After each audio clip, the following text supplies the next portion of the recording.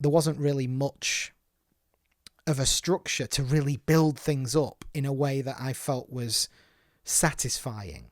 But Sam's cup of tea. Sam's cup of tea.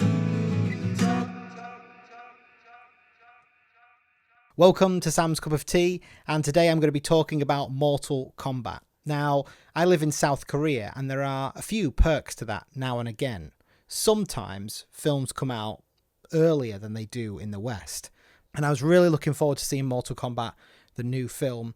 I'm a big fan of the franchise, and then I saw the other day, just checking, what date it was out this month, thinking it was later, and it came out on the 8th, so I got to see it yesterday. And I'm going to talk about it here. And I'm not going to give you any big spoilers because I want people to have the opportunity to come here and just get an idea of maybe what to expect. So as I mentioned in my introduction, Mortal Kombat is a series I've known for many years and been a big fan of. The first time I came across it was in 1998 when I was a kid, and I was around at a friend's house and I played the Mortal Kombat on Sega. I don't know if it's Sega Mega Drive or something. And then later I played a lot of it on PlayStation 1. And I actually had the Mortal Kombat, is it the trilogy? The one that had all the characters in it. It had so many characters in. And I used to play that to death. And then in the subsequent years I followed the video games and the evolution, and the recent since 2011, the sort of reboot has been fantastic.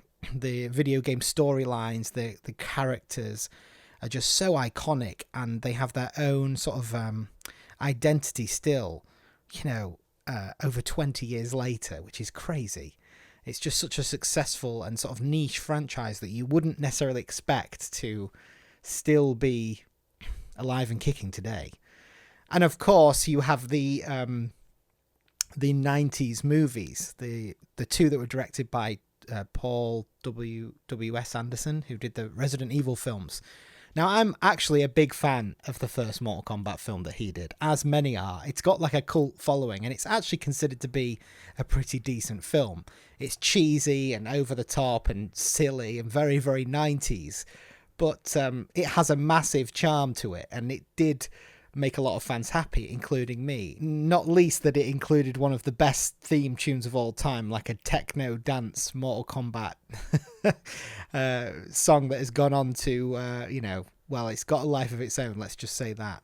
So when I found out that this film was coming out, I saw the trailer, I was really excited, and actually, to me, the trailer looked pretty decent. Now, I made sure not to get my expectations up too high, and having seen the film, I think I was right to in certain aspects. Now, I knew from the trailer and from the past history not to expect a Scorsese film. I'm not expecting, a Christopher Nolan level complexity to the story, or something I've never ever seen before in terms of narrative construction or character development.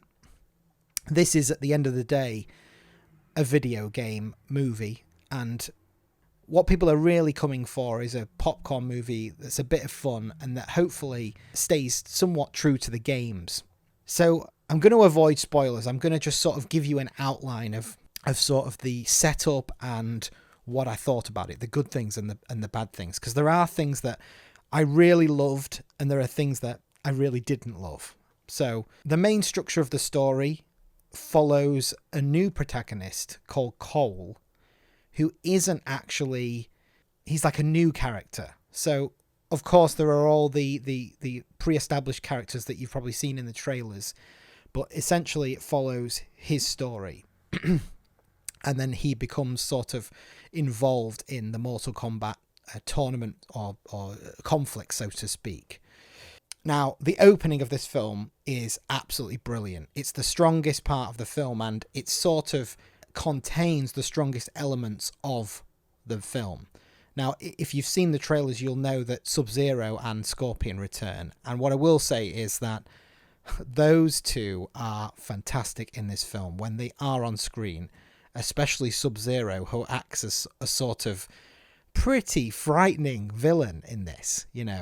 He's pretty overpowered in this film, but in a really great way. I mean, if you're a fan of Sub-Zero, the way that they portray him and his powers and his presence when he's around, it's really, really clever. That is fantastic. And of course, his arch enemy being Scorpion, and that's actually a really decent part of the film, and one of the best aspects of the film narratively as well. It also gives us the best sort of on-screen fights, and you will see if you watch the film. But essentially, it's about Cole's story. So Cole acts as sort of this underdog, and at the beginning, he's in an MMA fight, and he sort of he doesn't believe in himself, and he's not like he loses a fight or he taps or something like that. And from there, it basically sets him up as somebody who doesn't quite believe in himself. And then obviously the growth of the story is meant to be that he finds his abilities. But it's just not that strong of an arc, and it's not that engrossing. I never felt anything towards him, and I found Cole to be pretty bland, to be honest. The difficult thing with Cole is that not only is he a bland character, but he's also surrounded by these very iconic characters that we are all sort of in the cinema for, so you've got Jax and Sonya and Scorpion and Sub-Zero and Raiden and Liu Kang, and there's just Cole in the middle of it all with, kind of underwhelming superpowers as well, because everybody has like an ability. And they go into detail about certain aspects of Mortal Kombat in the story. And I would say that at the beginning, the story seemed quite like it was following a path. And then there is a point where, maybe sort of almost halfway through, maybe not even that, maybe a quarter of a way through, when things just start moving very quickly and the pacing is all over the place. Once the sort of characters reach this temple and they meet Raiden and the other characters, things just get really strange in terms of time. Like, it seems like up until that point, the time seemed to be very consistent. And then all of a sudden it's like jumping around and what's happening now? Who's this? And of course there are the villains like there are in the original movie. Shang Tsung is the titular villain in this. And I'm going to draw a few parallels to the original film just because there are a few things that it does a lot better than this film. So, for example, in the original film, they sort of set up this tournament setup. So when they're explaining what Mortal Kombat is, there actually is like a setup when they arrive at that island and they start to actually take part in an actual organized tournament, and you see Shang Tsung there, and then it sort of descends into oh shit, they're cheating sort of thing, and it goes a little bit, and they have to go to Outworld and stuff like that. But in this, there never really is a tournament. It just never really happens that way. It's almost like, oh, what? And so there just doesn't seem to be any structure to Mortal Kombat. And the whole idea of Mortal Kombat is that there is sort of like it's a tournament, you know what I mean? It at least should start in a tournament aspect. And the characters do talk about that. They say, this is the 10th tournament, and if Outworld win this one, then they basically own everything. They own Earthrealm or whatever. But you never see like an organized tournament. Also, there are aspects of the world that aren't really explored, like Outworld, for example. It's mentioned, and there are scenes that look like maybe it's in Outworld, but there's never a scene where they like go to Outworld and they're actually going, wow, this is Outworld. There's some fights towards the end that I was like, are we in Outworld or not? I don't know. I wasn't sure what was going on. Once the film gets to this specific location, it gets to this sort of temple, it just lingers there for way too long, I felt like. I didn't want to be there for as long as we were. And it was sort of disappointing that we were there. Some of the characters are pretty decent. Kano is actually, surprisingly, one of the standouts in this film. There are a few hit and misses comedically, but he is a proper comedic character in this. He made me laugh out loud a bunch of times. And he sort of stands out for good reasons and bad reasons, because everyone around him is so serious and so playing it straight down the middle that he's sort of taking the piss out of the whole thing, and it really works in certain aspects. But when he's not on screen, it's sort of like, oh no, and Kano isn't the main character, unfortunately. So the people around him, there's just mixed performances in terms of acting. So what I would say is just don't go for the amazing performances and the amazing acting, because there are weak performances throughout. There are just dotted around. And also just the stuff they've got to work with is just all over the place.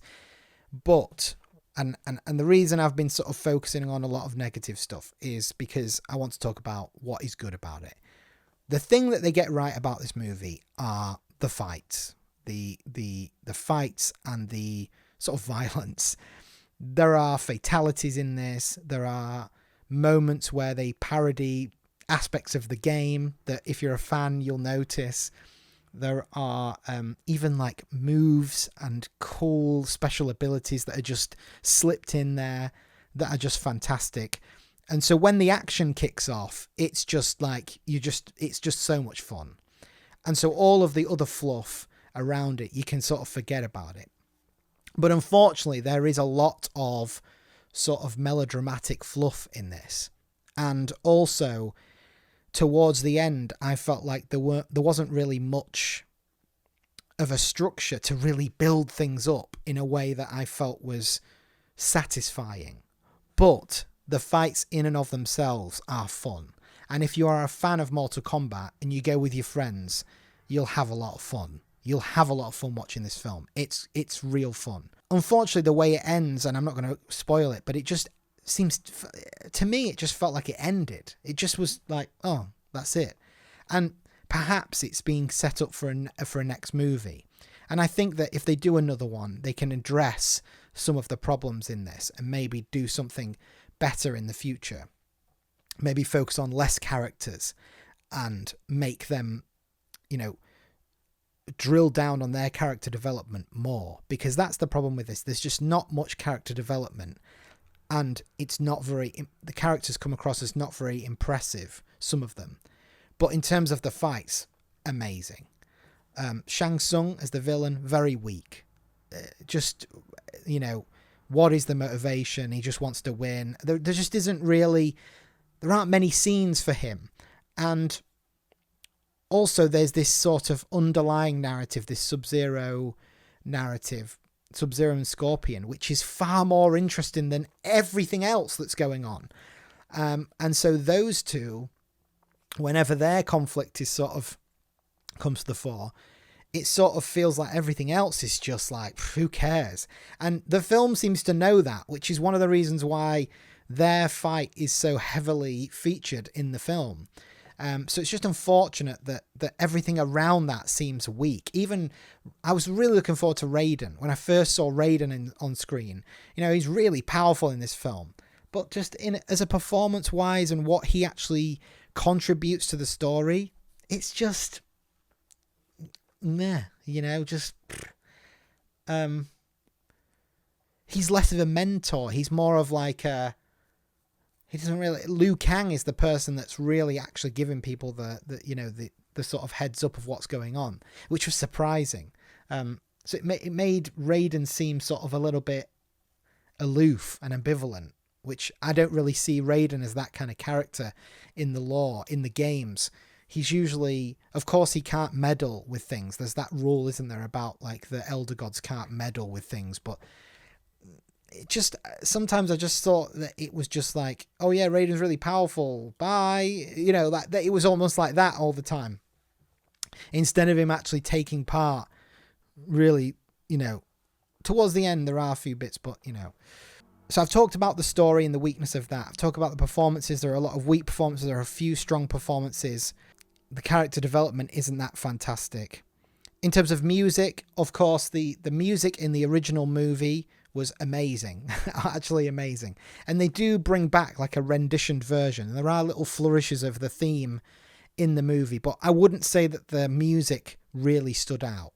It just kind of was there, it wasn't the main thing. It's perfectly serviceable. It's fine.